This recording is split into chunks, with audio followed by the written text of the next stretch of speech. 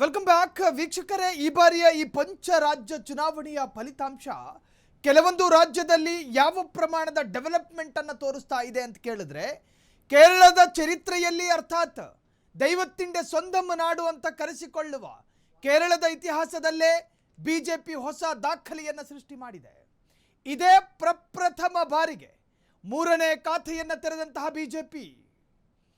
ಕೇರಳದ ಚರಿತ್ರೆಯಲ್ಲಿ ಬಿಜೆಪಿ ಹೊಸ ರೆಕಾರ್ಡ್.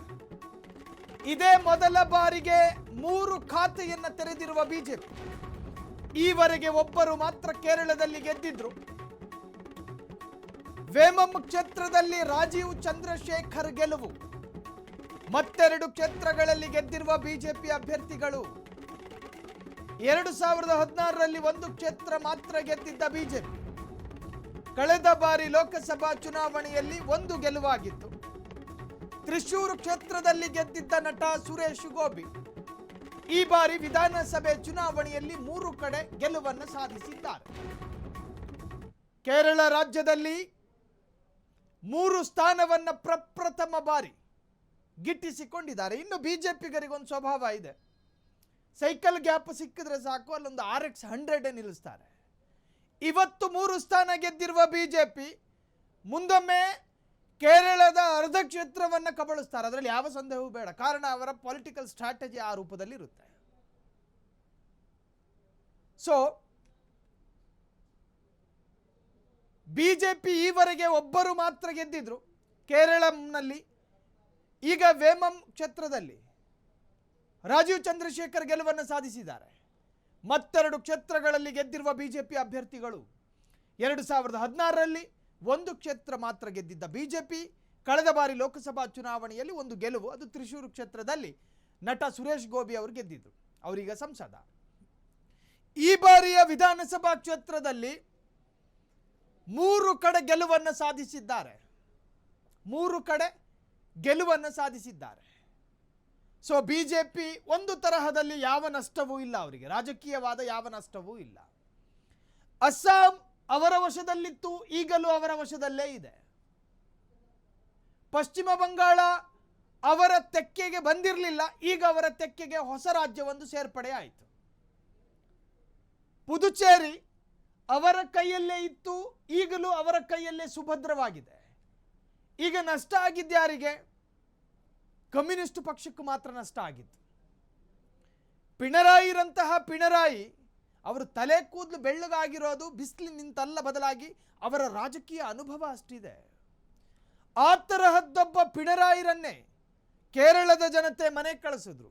ಅದರ ಮುಖೇನ ಭಾರತದಲ್ಲಿ ಕಮ್ಯುನಿಸ್ಟ್ ಅನ್ನುವ ಪಕ್ಷ ಇದೆ ಅನ್ನೋದಕ್ಕೊಂದು ಹಿಂಟು ಬಿಡಲಿಲ್ಲ. ಈ ಹಿಂದೆ ಪಶ್ಚಿಮ ಬಂಗಾಳದಲ್ಲಿ ಕಮ್ಯುನಿಸ್ಟ್ ಇತ್ತು, ತ್ರಿಪುರಾದಲ್ಲಿ ಕಮ್ಯುನಿಸ್ಟ್ ಇತ್ತು. ಈ 2 ರಾಜ್ಯಗಳಲ್ಲಿ ಕಮ್ಯುನಿಸ್ಟ್ ನಾಮಾವಶೇಷ ಆದ ನಂತರ ಕೇರಳಕ್ಕೆ ಮಾತ್ರ ಸೀಮಿತ ಆಗಿತ್ತು. ಇದರ ಹೈಕಮಾಂಡ್ ಆಫೀಸ್ ಎಲ್ಲಿದೆಯೋ ಈಗಲೂ ಜಗತ್ತಿಗೆ ಅದೊಂದು ಕ್ವಶನ್ ಮಾರ್ಕ್. ಆ ತರಹದ್ದೊಂದು ರಾಜ್ಯವಾಗಿದ್ದ ಕೇರಳ ಲವಲೇಶದಷ್ಟು ಕಮ್ಯುನಿಸಂ ಅದರ ಅಸ್ತಿತ್ವವು ಈಗ ಭಾರತದ ಯಾವುದೇ ನೆಲದಲ್ಲೂ ಉಳಿದಿಲ್ಲ. ಎಂತೆಂತಹ ಘಟಾನುಘಟಿಗಳನ್ನ ಮತದಾರರು ಮನೆಗೆ ಕಳಿಸಿದ್ರು. ಆ ಪೈಕಿ ಪಿಣರಾಯಿ ವಿಜಯನ್ ಒಬ್ಬರು. ಶಬರಿಮಲೆ ಗಲಭೆ ವಿಚಾರ ಅರ್ಥಾತ್ ವಿವಾದಕ್ಕೆ ಸಂಬಂಧಪಟ್ಟ ಹಾಗೆ ಪಿಣರಾಯಿಗೆ ಹಿನ್ನಡೆಯಾಯಿತು. ಕಮ್ಯುನಿಸ್ಟ್ ಸರ್ಕಾರದ ಭ್ರಷ್ಟಾಚಾರ ಪಿಣರಾಯಿ ವಿಜಯನ್ಗೆ ಹಿನ್ನಡೆಯಾಯಿತು. ಕೇರಳದಲ್ಲಿ ಇತ್ತೀಚೆಗೆ ನಡೆದಂತಹ ಒಂದಷ್ಟು ಕೋಮು ಗಲಭೆಗಳು, ಆ ಕೋಮು ಗಲಭೆಗಳನ್ನು ನಿಗ್ರಹ ಮಾಡೋದ್ರಲ್ಲಿ ಕೇರಳ ಸರ್ಕಾರದ ಪೊಲೀಸ್ ವ್ಯವಸ್ಥೆ ವಿಫಲವಾಗಿದ್ದು ಪಿಣರಾಯಿ ವಿಜಯನ್ಗೆ ಹಿನ್ನಡೆಯಾಯಿತು. ಈ ಹಿಂದೆ ನಡೆದಂತಹ ಗೋಲ್ಡ್ ಸ್ಮಗ್ಲಿಂಗ್ ಪ್ರಕರಣ, ಆ ಪ್ರಕರಣದಲ್ಲೂ ಕೂಡ ಪಿಣರಾಯಿ ವಿಜಯನ್ಗೆ ಬಹುದೊಡ್ಡ ಆಘಾತ ಎದುರಾಯಿತು. ಎಲ್ಲವೂ ಒಟ್ಟಿಗೆ ಸೇರ್ಕೊಂಡು ಪೋಲಿಂಗ್ ಬೂತಲ್ಲಿ ಮತದಾರರು ಬೆರಳು ಮುಖಾಂತರವಾಗಿ ಪಿಣರಾಯಿ ವಿಜಯನ್ಗೆ ಸಖತ್ ಪಾಠವನ್ನು ಕಲಿಸಿದ್ದಾರೆ.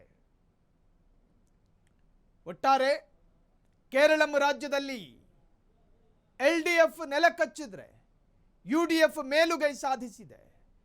ಪಿಣರಾಯಿ ವಿಜಯನ್ ಮೇಲೆ UDF ಬಾವುಟವನ್ನು ನೆಟ್ಟಿದೆ. ಕಾಂಗ್ರೆಸ್ ತೆಕ್ಕೆಯಲ್ಲಿ ಇಲ್ಲದೆ ಇದ್ದ ಹೊಸ ರಾಜ್ಯವೊಂದು ಕಾಂಗ್ರೆಸ್ ತೆಕ್ಕೆಗೆ ಸೇರ್ಪಡೆಗೊಂಡಿದೆ. ಇದರ ಮುಖೇನ ಕಾಂಗ್ರೆಸ್ಸಿನ ಶಕ್ತಿಯೂ ಕೂಡ ಬಲ ಪಟ್ಟಂಗಾಯಿತು.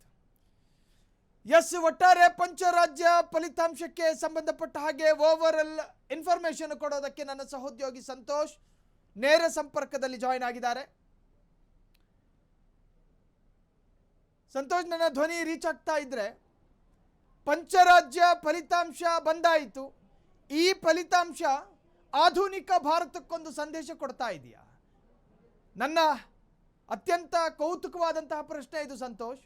ಈ ಫಲಿತಾಂಶ ಇದೆಯಲ್ಲ, 5 ಸ್ಟೇಟ್ ರಿಸಲ್ಟ್, ಈ ಆಧುನಿಕ ಜನರೇಷನ್ಗೊಂದು ಪಾಠ ಕಲಿಸ್ತಾ ಇದೆಯಾ? ಅಂದರೆ ಜೆನ್ಸಿಗಳ ಮನಸ್ಥಿತಿ ಬದಲಾದರೆ ನಾವೇನು ಬೇಕಾದರೂ ಮಾಡ್ತೀವಿ ಅನ್ನೋ ಮೆಸೇಜನ್ನು ಕಳಿಸಿದ್ದೀವಿ ಈಗ ಭಾರತಕ್ಕೆ. ಸಾಹಿಲ್, ಈಗಿನ ಚುನಾವಣೆಯನ್ನು ನೋಡಿದಾಗ ಇದು ಸತ್ಯ ಅಂತ ಅನಿಸುತ್ತೆ. ಯಾಕಂದರೆ ಒಂದು ಕಡೆ ಪಶ್ಚಿಮ ಬಂಗಾಳದಲ್ಲಿ BJP ಭರ್ಜರಿ ಬಹುಮತವನ್ನು ಪಡ್ಕೊಂಡು ಸರ್ಕಾರವನ್ನು ರಚನೆ ಮಾಡ್ತಾ ಇದ್ದರೆ, ಇತ್ತ ಮತ್ತೊಂದೆಡೆ ಅಸ್ಸಾಂನಲ್ಲಿ ಸರ್ಕಾರವನ್ನು ಮತ್ತೆ ಪುನರ್ರಚನೆ ಮಾಡ್ತಾ ಇದೆ. ಪುದುಚೇರಿಯಲ್ಲೂ ಕೂಡ ಸರ್ಕಾರವನ್ನು ಪುನರ್ರಚನೆ ಮಾಡ್ತಾ ಇದೆ. ಇತ್ತ ಮತ್ತೊಂದೆಡೆ ತಮಿಳುನಾಡಿನ ಒಂದು ಫಲಿತಾಂಶವನ್ನು ನೋಡಿದಾಗಲೂ ಕೂಡ ಈಗಿನ ಒಂದು ಜೆನ್ಸಿಗಳು ಏನು ಬೇಕಾದರೂ ಮಾಡಬಲ್ಲರು ಅನ್ನುವಂಥದ್ದು ಕೂಡ ಈ ಫಲಿತಾಂಶದಿಂದ ನಮಗೆ ಗೊತ್ತಾಗ್ತಾ ಇದೆ. ಆದರೆ BJP ಈವರೆಗೆ ಕೇರಳದಲ್ಲಿ ನಾವು ನೋಡಿದಾಗ 2016ರಲ್ಲಿ ಮೊಟ್ಟ ಮೊದಲ ಬಾರಿಗೆ ತನ್ನ ಖಾತೆಯನ್ನು ತೆರೆದಿತ್ತು. 2021ರಲ್ಲಿ ವಿಧಾನಸಭೆ ಚುನಾವಣೆ ನಡೆದಾಗ BJP ಸೋಲನ್ನು ಅನುಭವಿಸಿತ್ತು. ಯಾವ ಕ್ಷೇತ್ರದಲ್ಲಿ ಗೆದ್ದಿತ್ತು ಆ ಒಂದು ಕ್ಷೇತ್ರವನ್ನು ಕೂಡ ಕಳೆದುಕೊಂಡಿತ್ತು, ಸೋಲನ್ನು ಅನುಭವಿಸಿತ್ತು. ಅದಾದ ನಂತರದಲ್ಲಿ 2024ರಲ್ಲಿ ಲೋಕಸಭೆ ಚುನಾವಣೆ ಬರುತ್ತೆ. ಈ ಲೋಕಸಭೆ ಚುನಾವಣೆಯಲ್ಲಿ ತ್ರಿಶೂರು ಕ್ಷೇತ್ರದಿಂದ ನಟ ಗೋಪಿ ಸುರೇಶ್ ಅವರು ಗೆಲುವನ್ನು ಕಂಡಿದ್ರು, ಭರ್ಜರಿಯಾಗಿ ಗೆದ್ದು ಬೀಗಿದ್ರು. ಅದಾದ ನಂತರದಲ್ಲಿ ಈಗ ಒಂದು ವಿಧಾನಸಭೆ ಚುನಾವಣೆಯೇ ನಡೆದಿದೆ. ಈ ವಿಧಾನಸಭೆ ಚುನಾವಣೆಯಲ್ಲಿ ಒಟ್ಟು 3 ಜನ BJP ಅಭ್ಯರ್ಥಿಗಳು ಗೆಲುವನ್ನು ಸಾಧಿಸಿದ್ದಾರೆ. ಹೀಗಾಗಿ ಈ ಗೆಲುವು ಅಲ್ಪ ಮಟ್ಟದಲ್ಲಿ ಇದ್ದರೂ ಕೂಡ BJP ಈಗ ತನ್ನ ಕಬಂದ ಬಾಹುಗಳನ್ನು ಈಗ ಕೇರಳದಲ್ಲೂ ಕೂಡ ಚಾಚ್ತಾ ಇದೆಯಾ ಅನ್ನುವಂತಹ ಪ್ರಶ್ನೆ ಎದುರಾಗ್ತಾ ಇದೆ. ಜೊತೆಗೆ ಈವರೆಗೆ ಲೆಫ್ಟ್ ಪಾರ್ಟಿಗಳು ಅಂದರೆ ಏನು ಎಡಪಂಥೀಯ ಸಿದ್ಧಾಂತವನ್ನು ನೆಚ್ಕೊಂಡಿದ್ದಂತಹ ಒಂದು ರಾಜ್ಯ, ಜೊತೆಗೆ UDF ಯುನೈಟೆಡ್ ಡೆಮೊಕ್ರೆಟಿಕ್ ಫ್ರಂಟ್ ಅಂತ ಏನು ಕಾಂಗ್ರೆಸ್ಸು ತನ್ನ ಮೈತ್ರಿಯನ್ನು ಮಾಡಿಕೊಂಡಿತ್ತು, ಆ ಮೈತ್ರಿಗೆ ಮಾತ್ರ ಅಧಿಕಾರವನ್ನು ಕೊಡ್ತಾ ಇದ್ದಂತಹ ರಾಜ್ಯದಲ್ಲಿ ಈಗ BJP ಕೂಡ ಅಧಿಕಾರಕ್ಕೆ ಬರ್ತಾ ಇರುವಂಥದ್ದು ಮುಂದಿನ ದಿನಮಾನಗಳಲ್ಲಿ ಕೇರಳದಲ್ಲಿ ಭರ್ಜರಿ ದೊಡ್ಡ ಮಟ್ಟದಲ್ಲಿ ಬದಲಾವಣೆಗಳು ಆಗತ್ತೆ. ಮುಂದಿನ ಚುನಾವಣೆ ಹೊತ್ತಿಗೆ ಬಹುದೊಡ್ಡ ಮಟ್ಟದಲ್ಲಿ ಮತಗಳ ಕ್ರೋಢೀಕರಣ ಆಗತ್ತೆ ಅನ್ನುವಂಥದ್ದು ಸ್ಪಷ್ಟವಾಗಿ ಸಂದೇಶ ರವಾನೆ ಆಗ್ತಾ ಇದೆ. ಇದರ ಜೊತೆಗೆ ಈಗ ಆಧುನಿಕ ಯುಗ, ಅದರಲ್ಲೂ ಮೊಬೈಲ್ನಲ್ಲಿ ತುಂಬ ತೀವ್ರವಾಗಿ ಜನರನ್ನು ತಲುಪಬಹುದು. ಅದನ್ನು ಯಾವ ರೀತಿಯಾಗಿ ಬಳಕೆ ಮಾಡಿಕೊಂಡು ಹೊಸ ಮತದಾರರಿದ್ದಾರೆ, ಜೆನ್ಸಿಗಳಿದ್ದಾರೆ, ಯುವಕರಿದ್ದಾರೆ, ಅವರನ್ನು ಸೆಳಿಬಹುದು ಅನ್ನುವಂಥದ್ದನ್ನು ತಮಿಳುನಾಡಿನ ಚುನಾವಣೆಯನ್ನು ನೋಡಿದಾಗ, ಪಶ್ಚಿಮ ಬಂಗಾಳದ ಚುನಾವಣೆಯನ್ನು ನೋಡಿದಾಗ ಗೊತ್ತಾಗುತ್ತೆ ಸಾಹಿಲ್. ಜೊತೆಗೆ ಮುಂದಿನ ದಿನಮಾನಗಳಲ್ಲಿ ಬಹುದೊಡ್ಡ ಬದಲಾವಣೆಗಳಿಗೆ ಇದು ನಾಂದಿ ಹಾಡುತ್ತೆ ಅಂತ ಹೇಳಿದರೂ ಕೂಡ ತಪ್ಪಾಗಲಿಕ್ಕಿಲ್ಲ. ಸಂತೋಷ್, ಭಾರತದಲ್ಲಿ ಕಮ್ಯುನಿಸ್ಟ್ ಅನ್ನುವಂತಹ ಪಕ್ಷ ಇದೆ ಅನ್ನೋದಕ್ಕೊಂದು ಸಾಕ್ಷಿ ರೂಪದಲ್ಲಿದ್ದಿದ್ದು ನಮ್ಮ ಹತ್ತಿರದ ರಾಜ್ಯ ಕೇರಳ.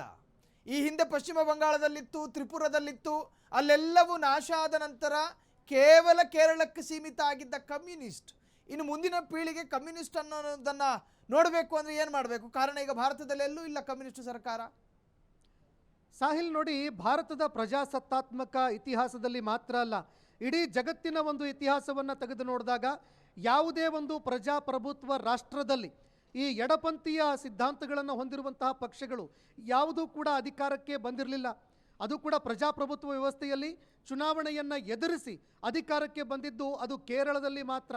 1956ರಲ್ಲಿ ಮೊಟ್ಟ ಮೊದಲ ಬಾರಿಗೆ ಎಡಪಂಥೀಯ ಪಕ್ಷವೊಂದು ಅಧಿಕಾರಕ್ಕೆ ಬರುತ್ತೆ, CPIM ಪಕ್ಷ.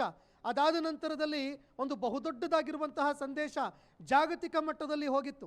ಅಂದರೆ ಪ್ರಜಾಪ್ರಭುತ್ವ ವ್ಯವಸ್ಥೆಯಲ್ಲೂ ಕೂಡ ಎಡಪಂಥೀಯ ಪಕ್ಷಗಳು ಗೆದ್ದು ಬೀಗತ್ತೆ, ಮುಂದಿನ ದಿನಮಾನಗಳಲ್ಲಿ ಬಹುದೊಡ್ಡ ಬದಲಾವಣೆಗಳಾಗತ್ತೆ, ಎಡಪಂಥೀಯ ಪಕ್ಷಗಳು ಜಗತ್ತನ್ನೇ ಆಳುತ್ತೆ ಅನ್ನುವಂತಹ ಮಾತುಗಳು ತೀವ್ರವಾಗಿ ಚರ್ಚೆಯಾಗಿತ್ತು ಆ ಕಾಲದಲ್ಲಿ. ನಂತರದಲ್ಲಿ ಕೇರಳದಲ್ಲಿ ಬಂದಿದ್ದಂತಹ ಸರ್ಕಾರ ಡೈಲ್ಯೂಷನ್ ಆಗುತ್ತೆ, ಅದು ಬೇರೆ. ಆದರೆ ಅದಾದ ನಂತರದಲ್ಲಿ ಕೇರಳದಲ್ಲಿ ನಿರಂತರವಾಗಿ ಗೆದ್ದು ಬೀಗ್ತಾ ಇದ್ದಂತಹ ಲೆಫ್ಟ್ ಫ್ರಂಟು, ಅಂದರೆ ಒಮ್ಮೆ UDF ಗೆಲ್ತಾ ಇದ್ರೆ ಮತ್ತೊಂದು ಕಡೆ LDF ಗೆದ್ದು ಬೀಗ್ತಾ ಇತ್ತು. ಈ ರೀತಿ ಅಧಿಕಾರ ಪುನರಾವರ್ತನೆ ಆಗ್ತಾ ಇತ್ತು. ಜೊತೆಗೆ ತನ್ನ ಅಸ್ತಿತ್ವವನ್ನು ಜಗತ್ತಿಗೆ ಸಾರ್ತಾ ಇತ್ತು. ಜೊತೆಗೆ ಈ ಭಾರತದಲ್ಲೂ ಕೂಡ ತನ್ನ ಅಸ್ತಿತ್ವವನ್ನು ಉಳಿಸ್ಕೊಂಡಿತ್ತು ಲೆಫ್ಟ್ ಪಕ್ಷಗಳು. ಮತ್ತೊಂದೆಡೆ ನಾವು ಪಶ್ಚಿಮ ಬಂಗಾಳದಲ್ಲೂ ಕೂಡ ನೋಡಿದಾಗ ಪಶ್ಚಿಮ ಬಂಗಾಳದಲ್ಲೂ ಕೂಡ ನಿರಂತರವಾಗಿ 3 ದಶಕಗಳವರೆಗೆ ತನ್ನ ಅಧಿಕಾರವನ್ನು ವಹಿಸ್ಕೊಂಡಿತ್ತು ಲೆಫ್ಟ್ ಪಕ್ಷಗಳು. ಅದಾದ ನಂತರದಲ್ಲಿ ಈಗ ಹೇಳ ಹೆಸರಿಲ್ಲದಂತಾಗಿದೆ ಪಶ್ಚಿಮ ಬಂಗಾಳದಲ್ಲಿ. ಎಷ್ಟರ ಮಟ್ಟಿಗೆ ಅಂತಂದರೆ ಶೂನ್ಯ ಸಾಧನೆಯನ್ನು ಮಾಡ್ತಾ ಇದೆ. ಅಷ್ಟರ ಮಟ್ಟಿಗೆ ಅಂದರೆ ಸಂಪೂರ್ಣವಾಗಿ ಕೆಂಪು ಬಣ್ಣದಲ್ಲಿ ಹೊತ್ತಿ ಉರಿತಾ ಇದ್ದಂತಹ ಈ ಒಂದು ಲಾಲ್ ಸಲಾಂ ಗುಂಪೇನಿದೆ, ಕಾಮ್ರೇಡ್ಗಳ ಗುಂಪು ಸಂಪೂರ್ಣವಾಗಿ ಬೂದಿ ಆಗ್ತಾ ಇದೆ ಅಂತ ಹೇಳಿದ್ರು ಕೂಡ ತಪ್ಪಾಗಲಿಕ್ಕಿಲ್ಲ. ಅದಾದ ನಂತರದಲ್ಲಿ ಈಗ ಕೇರಳದ ವಿಚಾರಕ್ಕೆ ಬಂದಾಗ ಅಲ್ಲೂ ಕೂಡ ಈಗ ಲೆಫ್ಟ್ ಪಕ್ಷಗಳು ಹೇಳ ಹೆಸರಿಲ್ಲದಂತಾಗ್ತಾ ಇದೆ. ಹೀಗಾಗಿ ಮುಂದಿನ ದಿನಗಳಲ್ಲಿ ಲಾಲ್ ಸಲಾಂ ಟು ಕಾಮ್ರೇಡ್ ಅನ್ನುವಂಥ ಒಂದು ಘೋಷಣೆಯನ್ನು ಕೇಳೋದಕ್ಕೆ ಬರ್ತಾ ಇತ್ತು. ಅದು ಮುಂದಿನ ದಿನಗಳಲ್ಲಿ ಅಳೆದು ಹೋಗುತ್ತಾ? ಯಾಕಂದರೆ ಒಂದು ರಾಷ್ಟ್ರೀಯ ಪಕ್ಷವಾಗಿ ಗುರುತಿಸ್ಕೊಳ್ಬೇಕು ಅಂತಂದರೆ 2% ಲೋಕಸಭೆಯಲ್ಲಿ ತಮ್ಮ ಅಭ್ಯರ್ಥಿಗಳು ಇರಬೇಕಾಗುತ್ತೆ, ಲೋಕಸಭೆಯಲ್ಲಿ ಅವರ ಏನು ಪಕ್ಷದ ವ್ಯಕ್ತಿಗಳು ಇರಬೇಕಾಗುತ್ತೆ. ಆದರೆ ಅದನ್ನು ಕೂಡ ಕಳೆದುಕೊಳ್ಳುವತ್ತ ಈಗ LDF ಹೋಗ್ತಾ ಇದೆ. ಯಾಕಂದರೆ ಕಳೆದ ಬಾರಿ ಲೋಕಸಭೆ ಚುನಾವಣೆಯಲ್ಲಿ LDF ಗೆದ್ದಿದ್ದು ಕೇವಲ ಒಂದೇ ಒಂದು ಸ್ಥಾನ ಈ ಕೇರಳದಲ್ಲಿ. ಇದೇ ಕಾರಣಕ್ಕಾಗಿ ಅದನ್ನು ಕೂಡ ಕಳೆದುಕೊಂಡ್ರೆ, ಠೇವಣಿಗಳನ್ನು ಕಳೆದುಕೊಳ್ತಾ ಹೋದರೆ ಇದೇ ರೀತಿಯಲ್ಲಿ ಸಂಪೂರ್ಣವಾಗಿ ಹೇಳ ಹೆಸರಿಲ್ಲದಂತಾಗತ್ತೆ ಅಂತ ಹೇಳಿದ್ರು ಕೂಡ ತಪ್ಪಾಗಲಿಕ್ಕಿಲ್ಲ. ಸಾಹಿಲ್, ಥ್ಯಾಂಕ್ ಯು ಸಂತೋಷ್ ತಮ್ಮೆಲ್ಲ ಡೀಟೇಲ್ಸ್ಗೆ. ಒಟ್ಟಾರೆ ಕೇರಳಂ ಅನ್ನುವ ಕಮ್ಯುನಿಸ್ಟರ ಭದ್ರಕೋಟೆ ಇವತ್ತು ನಾನ್ ಕಮ್ಯುನಿಸ್ಟ್ ಸ್ಟೇಟ್ ಆಗಿ ಮಾರ್ಪಟ್ಟಿದೆ. ಯಾವ ಕೇರಳದಲ್ಲಿ ನಾವು ಕಮ್ಯುನಿಸಮ್ ಸರ್ಕಾರವನ್ನು ರಚನೆ ಮಾಡಿದ್ದೇವೋ, ಭಾರತದ ಬೇರೆ ಬೇರೆ ರಾಜ್ಯಕ್ಕೂ ವ್ಯಾಪಿಸಿ ಈ ಕಮ್ಯುನಿಸ್ಟ್ ಕಬಂದಬಾಹು ಭಾರತದ 6ಕ್ಕೂ ಹೆಚ್ಚು ರಾಜ್ಯಗಳಲ್ಲಿ ವ್ಯಾಪಿಸುತ್ತೆ ಅಂತ ಹೇಳಿ ಓಪನ್ ಬಹಿರಂಗ ಸ್ಪೀಚ್ ಮಾಡ್ತಾ ಇದ್ರು ಪಿಣರಾಯಿ ವಿಜಯನ್. ಇವತ್ತೆಲ್ಲಿದ್ದಾರೆ? ಕೇರಳದ ಅಸೆಂಬ್ಲಿಯಲ್ಲಿ ಪಿಣರಾಯಿ ವಿಜಯನ್ ರವರ ಭಾವಚಿತ್ರವನ್ನು ತೆಗೆದುಹಾಕಲಾಗುತ್ತಿದೆ. ಕಾರಣ ಅವರ ಅಸ್ತಿತ್ವ ನಾಶ. ಸಾಂವಿಧಾನಿಕ ಸ್ಥಾನಮಾನಗಳಿಂದ ಕೆಳಗಿಳಿತಿದ್ದಾರೆ ಪಿಣರಾಯಿ ವಿಜಯನ್ ಸರ್ಕಾರ.